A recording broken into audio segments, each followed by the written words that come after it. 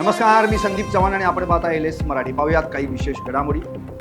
अहिल्यानगरमधील संगमनेर येथे पंचायत समिती कर्मचाऱ्याला बेदम मारहाण. तालुका अभियान व्यवस्थापकाला कार्यालयात घुसून मारहाण. पोलीस ठाण्यात शरद नाना थोरात यांच्यासह 9 ते 10 जणांविरुद्ध गुन्हा दाखल. वडाळ्यात भाजप पदाधिकारी विजयसिंह गायकवाड यांचं कार्यालय अज्ञातानं फोडलं. कारण अद्याप अस्पष्ट. पोलिसांकडून चौकशीला सुरुवात.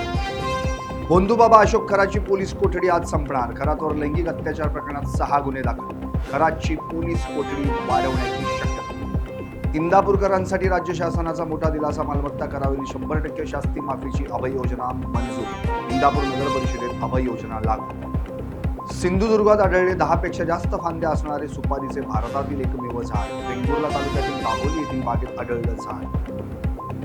आधी रोकड भरा मगच पेट्रोल घ्या. कोल्हापुरात क्रेडिट सिस्टीम बदलामुळे पेट्रोल पंपांवर रांग. बीडच्या परळीत अत्याचार प्रकरणातील मुलीच्या तपासणीत विलंब करणाऱ्या 5 डॉक्टरांना नोटीस. परळी उपजिल्हा रुग्णालयातील हलगर्जीपणाचा वाढ. यवतमाळच्या दारवा कारंजा मार्गावरील अनधिकृत टोल नाका बंद करण्यासाठी आंदोलन. काँग्रेस नेते राहुल ठाकरेंच्या नेतृत्वात आंदोलन. हिंगोलीत लाचलुचपत प्रतिबंधक विभागाची मोठी कारवाई. 1000 रुपयांची लाच घेताना वरिष्ठ लिपिकाला अटक. पुढील तपास सुरू. आणखी काही विशेष घडामोडींसाठी पाहत राहिलेस मराठी. सत्याच्या पाठी बातम्या सर्वांच्या सर्वांच.